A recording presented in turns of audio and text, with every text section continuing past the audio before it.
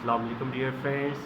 आज जो हम डिस्कस करने जा रहे हैं वो है laws of probability. Laws of probability में हमारा थर्ड लॉ हमने स्टार्ट करना था। चलिए हम वीडियो को स्टार्ट लेते हैं। हमारा थर्ड लॉ है if A is the subset of B then probability of A less than equal to probability of B.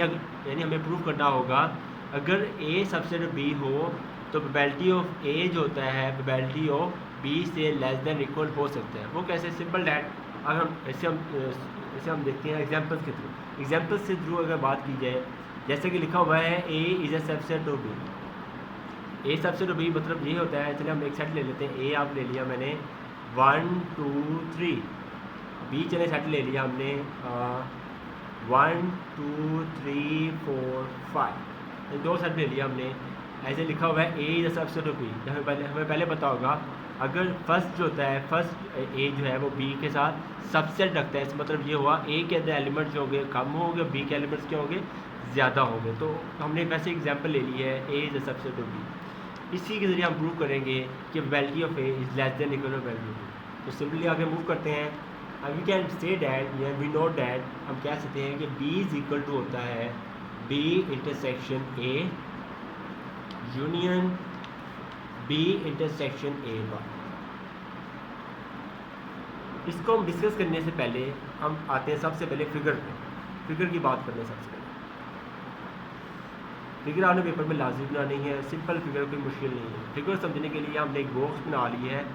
ये टोटल जो बॉक्स है इसे हम कहते हैं एस। एस यानी सैम्पल स्पेस। इसमें अंदर 6 एलिमेंट्स होते हैं 1 2 3 4 5 6।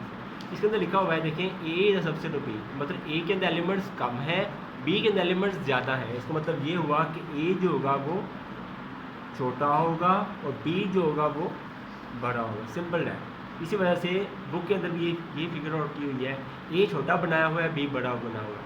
ए इसलिए बना हुआ है क्योंकि ए के अंदर एलिमेंट्स कम है, बी के अंदर एलिमेंट्स ज़्यादा है। इसी वजह से ए छोटा है और बी जो है वो बड़ा है। चलिए हम इस पर डिस्कस करते हैं। बी इज इक्वल टू होता है B intersection A union B intersection A bar.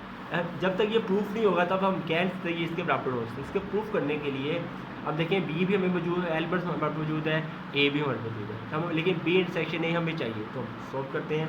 B intersection A, B के एलिमेंट्स किधर है? बी हमारे पास एलिमेंट्स है 1 2 3 4 5। इंटरसेक्शन ए के एलिमेंट मौजूद है 1 2 3। हमें पता है इंटरसेक्शन होता है वो है, इंटरसेक्शन से कहते हैं जिसके अंदर कॉमन एलिमेंट्स होते हैं। इसमें दोनों साइड के अंदर कॉमन एलिमेंट कौन से हैं? 1 2 3। इसके अंदर पूरे एलिमेंट देखा जाए कॉमन एलिमेंट्स कौन से हैं इंटरसेक्शन के हिसाब से? 1 एलिमेंट मैच करता है, 2 एलिमेंट मैच करती है। तो तुम्हारे पास बी इंटरसेक्शन ए क्या आया? 1 2 3। नेक्स्ट की बात की जाए, यानी हम कह सकते हैं बी इंटरसेक्शन जो है वो बराबर किसके है? ए के बराबर है। हम कह सकते हैं क्योंकि देखिए 1 2 3 एलिमेंट्स मौजूद रखते हैं, इसके अंदर एलिमेंट्स भी क्या है? 1 2 3 है। तो we can say that B intersection A is equal to A. Next बात करते हैं B intersection A bar. A bar की बात करते हैं तो हमारे पास ए हमारे पास गिवन है 1 2 3। ए हमारे पास क्या है? 1 2 3। इसका ए बार कैसे निकलेगा? ए बार हमने पहले डिस्कस किया था, ये होता है कंप्लीमेंट, ऑपोजिट एलिमेंट्स। अब देखें अगर हम सैंपल स्पेस के हिसाब से चले, सैंपल स्पेस हमें पता है कितने एलिमेंट्स होते हैं? 1 2 3 4 5 6। तो ए बार देखा जाए इसके अंदर एलिमेंट्स क्या है? 1 2 3। तो ए बार के अंदर कौन से एलिमेंट्स आएंगे? वो एलिमेंट्स होंगे जो इसके अंदर मौजूद नहीं हो, इसके ऑपोजिट होंगे। तो इसके अंदर एलिमेंट्स कौन से आने चाहिए? 4 5 6। इसका ऑपोजिट देखा जाए तो 1 इसके अंदर मौजूद नहीं है, 2 इसके अंदर मौजूद नहीं है, 4 5 6 के मौजूद नहीं है।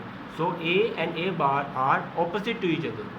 क्योंकि ऑपोजिट है, चलिए हम आगे डिस्कस करते हैं। B intersection A bar, B हमारे पास पहले ही मौजूद है और ए बार हमारे पास पहले ही मौजूद है।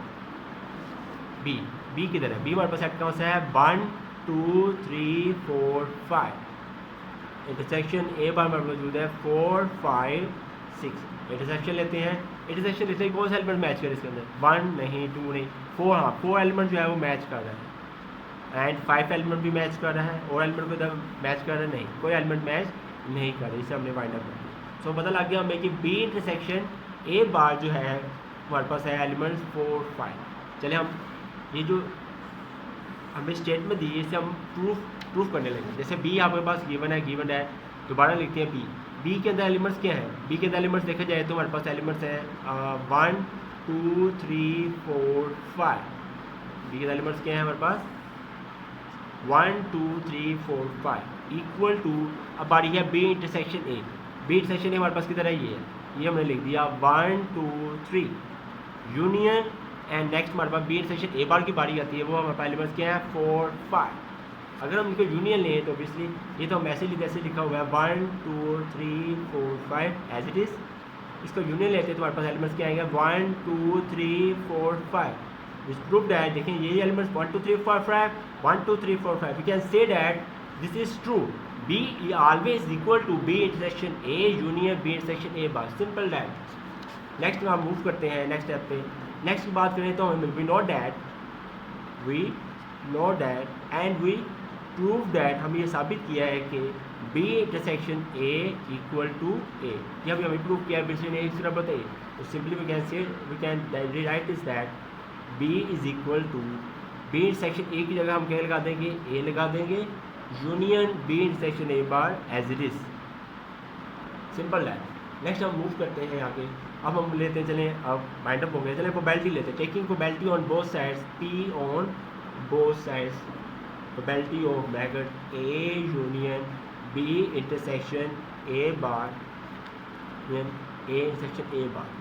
ऑब्वियसली हम वी नो डैट अगर हम यूनियन ओपन करें तो ए एज इट इज आ जाएगा, यूनियन की जगह क्या आ जाएगा प्लस आ जाएगा probability of B intersection A bar, value of B जो होगा वो एज इट इज आ जाएगा। नेक्स्ट हमने प्रूफ क्या करना है, हमने प्रूफ करना है कि probability of A is less than equal to value B, simple that. देखिए वैल्यू बी हमारे पास मौजूद है, प्रोबेबिलिटी ऑफ ए हमारे पास मौजूद है, ये चीज़ जो है ये हमें प्रॉब्लम क्रिएट कर रही है, ये चीज़ क्या कर रही है हमें प्रॉब्लम क्रिएट। इसका सोल्यूशन निकालने के लिए हम ये करते हैं, देखिए probability of B intersection A bar की बारी हो रही है, इसकी बात हो रही है probability of B intersection A bar. हम प्रोबेबिलिटी का फार्मूला हमें याद है, प्रोबेबिलिटी ऑफ बी इंटरसेक्शन याद है तो नंबर इन ए यानी number in B intersection A bar divides number in sample space which is the formula of probability. तो अगर हम बात करें बी इंटरसेक्शन ए बार किधर है हमारे पास, ये देखिए बी इंटरसेक्शन ए बार के अंदर एलिमेंट्स की बात करें कितने हैं 1 2 4 5 यानी 2 एलिमेंट्स मौजूद हैं। चलिए 2 हमने यहाँ लगा दिया। सैंपल स्पेस में एलिमेंट्स क्या होते हैं 6, सैंपल स्पेस एलिमेंट्स होते हैं 1 2 3 4 5 6, इसलिए 2 1 2 2 3 6, तो है हमारे सोल्व किया तो 1/3। तो 1/3 को अगर हम कैपिटल की मदद से सोल्व आउट करें, देखें 1 को हमने डिवाइड किया 3 के साथ, तो हमारे पास रिक्वायर्ड आंसर क्या आया 0.33, क्या रिक्वायर्ड आंसर आया 0.33 हमारे पास आंसर है।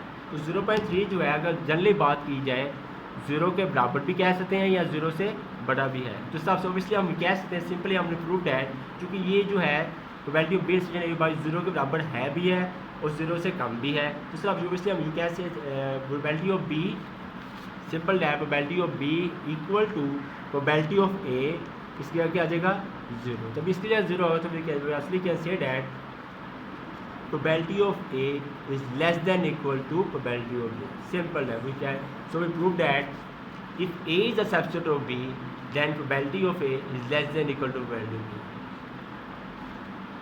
नेक्स्ट आगे मूव करते हैं फोर्थ लॉ। नेक्स्ट हम डिस्कस करने लगे हैं फोर्थ लॉ। फोर्थ लॉ की बात की जाए तो फोर्थ लॉ की स्टेटमेंट होती है probability of A intersection B bar equal to probability of A minus probability of A intersection B. चलिए हमने ये स्टेटमेंट करना प्रोग्रेस। फोर्थ लॉ सबसे इजी लॉ है, इतना मुश्किल नहीं है, सबसे इजी लॉ फोर्थ लॉ ही है। अगर हम इसकी फिगर आउट की बात करें, फिगर से पहले चलिए फिगर हम पहले बनाते हैं। ये हमने एक बॉक्स बना लिया बड़ा सा, ये बॉक्स कौन सा होता है सैंपल स्पेस। तो अगर हम बुक के मुताबिक देखा जाए तो ए जो है वो यहाँ पर बड़ा बना हुआ है, ए जो है वो यहाँ पर देखा जाए तो जनरली बड़ा बना हुआ है और बी जो है वो छोटा बना हुआ है। ए जो है वो क्या है बड़ा है और बी जो है वो छोटा है। तो सोचने वाली बात है ये कि ए बड़ा क्यों है बी छोटा क्यों है। तो सिंपल है हम अगर हम पहली एग्जांपल लें, एग्जांपल के हिसाब से लें, ए हमने क्या लिया था ए सबसे बी के मुताबिक ए हमने लिया था 1 2 3, क्या लिया था ए लिया था हमने 1 2 3, और बी हमने कौन सा लिया था बी हमने लिया था 1 2 3 4 5 because A is a subset of B. ऐसा ही है। चलिए अब हमें बी बार चाहिए, देखें ए हमें मौजूद है बी बार हमारे पास मौजूद नहीं, तो B bar simple that B bar find out करने लगे हैं। तो बी और बी बार क्या होते हैं, इसके ऑपोजिट होते हैं, कोई एलिमेंट्स मैच नहीं करते। अगर सैम्पल स्पेस के हिसाब से देखा जाए तो सैम्पल स्पेस आपको पहले बता दिया है, वो दिया है 1 2 3 4 5 6। अब देखिए 1 2 3 4 5 से हट के एलिमेंट यहाँ लिखना है। तो जनरली बात की 1 2 3 4 मौजूद है, लेकिन 6 मौजूद नहीं है, तो चलिए हमने क्या दिया यहाँ पर 6 लिख दिया। तो हमारे पास बी बार सेट क्या आया, 6 आया। ए की बात की जाए तो ए के अंदर एलिमेंट्स क्या है 1 2 3, यानी तीन एलिमेंट्स है, जबकि बी बार के अंदर क्या है जस्ट 1 एलिमेंट है। इससे हमें पता लग गया ऑब्वियसली तो ए जो है वो बड़ा है क्योंकि ए के अंदर ज़्यादा एलिमेंट्स मौजूद हैं, और बी छोटा है क्योंकि बी के अंदर स्मॉल एलिमेंट मौजूद है। बी बार जो इसका ऑपोजिट है, बी बार क्या है इसका ऑपोजिट, इसके अंदर क्या है स्मॉल एलिमेंट्स है। अगर हम ये भी बात कहते हैं कि ए जो है वो पॉजिटिव है, बी इज़ नेगेटिव, यानी दोनों से क्या है ऑपोजिट है, इसलिए हम क्या सिंपल है A is large and B is small. Next आगे मूव करते हैं। तो सिंपल है ये हमारे पास, हम we can say that, we know that and we can say that A is equal to A intersection B bar union A intersection B. Simple. अगर हम इसकी बात की जाए, अगर इंटरसेक्शन लें तो ये असल में क्या है ए इंटरसेक्शन बी बार, इसका ऑपोजिट है। अगर हम जनरली बात करें ये चीज़ जो है ये इंटरसेक्ट कर रही है, असल में क्या है ए इंटरसेक्शन बी। ए से बी बार क्या आ रहा है क्योंकि ये बी क्या ऑपोजिट है, इसलिए ए इंटरसेक्शन बी बार आ रहा है, ये इंटरसेक्ट कर रहे हैं इसलिए ये क्या है ए इंटरसेक्शन बी। तो हमें बुक के अंदर कहा जा रहा है कि A is equal to A intersection B bar unit intersection B. तो हमें पता भी होना चाहिए कैसे है, जिसको हम प्रूफ करना चाहिए। प्रूफ से पता लग जाएगा कि बाकी ये बात जो कर रहा है बिल्कुल दुरुस्त है। तो एग्जांपल्स के ज़रिए से हम बात करते हैं। ए की बात करते हैं, ए हमें पहले मौजूद है एलिमेंट्स 1 2 3 हमारे पास पहले ही मौजूद है। जनरली बात आगे हमारे पास सेट है ए इंटरसेक्शन बी बार, ये हमारे पास मौजूद नहीं है, ना ही ए इंटरसेक्शन बी बार मौजूद है। तो हम सबसे पहले फाइंड आउट करते हैं, चलें A intersection B. A intersection B की सिंपल डैट ए के अंदर एलिमेंट्स क्या मौजूद है 1 2 3, इंटरसेक्शन बी के अंदर एलिमेंट्स क्या मौजूद हैं 1 2 3 4 5। चलिए हम इंटरसेक्शन लेते हैं, एलिमेंट्स कौन से मैच कर रहे हैं 1 2 3, यानी ए इंटरसेक्शन बी हमारे पास आ गया, एलिमेंट्स क्या आ गया 1 2 3। नेक्स्ट आते हैं हमारे पास ए इंटरसेक्शन बी बार। तो बी बार के लिए ए इंटरसेक्शन बी बार, ए हमारे पास मौजूद है 1 2 3, इंटरसेक्शन बी बार हमारे पास मौजूद है 6।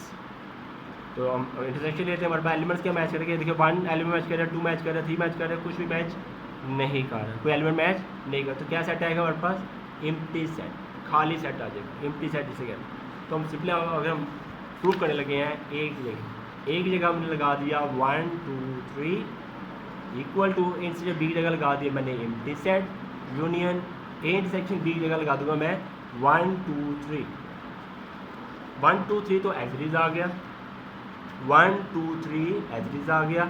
अगर मैं यूनियन लें एम्प्टी सेट का यूनियन लें 1 2 3 क्या आएगा 1 2 3 ही आ जाएगा।